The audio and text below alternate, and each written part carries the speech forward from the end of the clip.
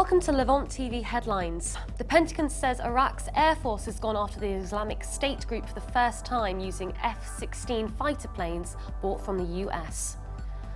France will launch surveillance flights over the Islamic State group positions in Syria from Tuesday. French President François Hollande said, adding that it would not send ground troops into the country.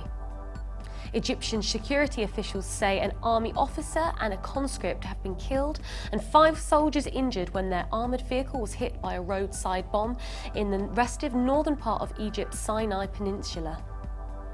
As hundreds of thousands of Syrian refugees languish in their camps or risk their lives to reach Europe, questions are being asked about why GCC states have been absent from talk of helping with the refugee crisis. And Turkey's military says its warplanes bombarded Kurdistan Workers' Party targets overnight after the militants staged a deadly attack in which 16 Turkish soldiers were reportedly killed. Now let's take a look at the top headlines in today's newspapers in the Middle East.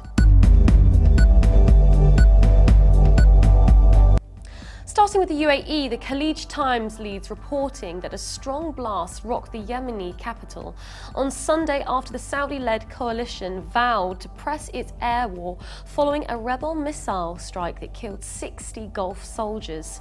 The paper also reports that Saudi Arabia will ease restrictions on foreign investors to let them own 100% of retail and wholesale businesses, as the world's top oil exporter embarks on a new drive to attract investment and diversify its economy. The Egypt Independent leads reporting that Egypt will return to the international bond market in the first half of 2016. The country's finance minister said, taking advantage of its return to economic and political stability in the wake of the Arab Spring uprising of 2011. The paper also reports that Qatar has sent around 1,000 ground troops to Yemen, their first reported involvement in the Saudi-backed offensive against the dominant Houthi group. From Lebanon, the Daily Star leads reporting that French President François Hollande has announced that he would be visiting Lebanon soon to inspect Syrian refugee camps and meet Lebanese political officials. The paper also reports that the first round of national dialogue called for by Speaker Nabi Berri begins Wednesday against the backdrop of calls by civil society groups for a mass demonstration in downtown Beirut. Now let's take a look at the top Middle East headlines from UK papers. The Independent leads its Middle East news reporting that the grieving father of Alan Kurdi has been photographed on his return to life among the ruins of the Syrian city his family had hoped to escape. Mr. Kurdi said he had buried his own soul along with his family on Friday and that he no longer had any hopes for himself.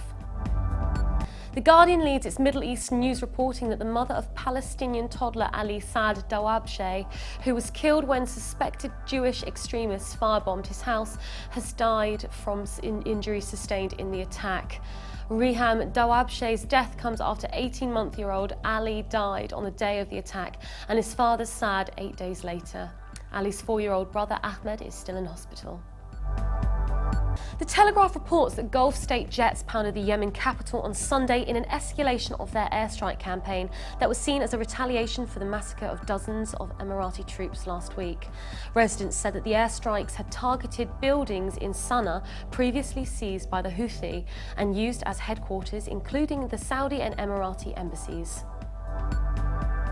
Now let's take a look at the top Middle East headlines in international papers.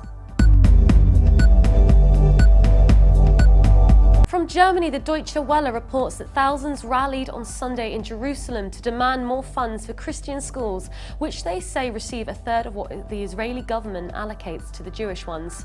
Israel's 47 Christian schools have been on strike since the academic year started last week, with parents and school officials accusing the government of discrimination in appropriations.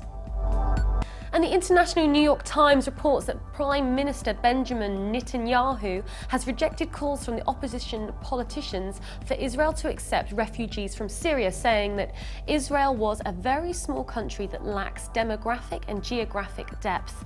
He also said that plans to construct a fence along the eastern border with Jordan would go ahead. That's all for today. For more updates, please visit levant.tv.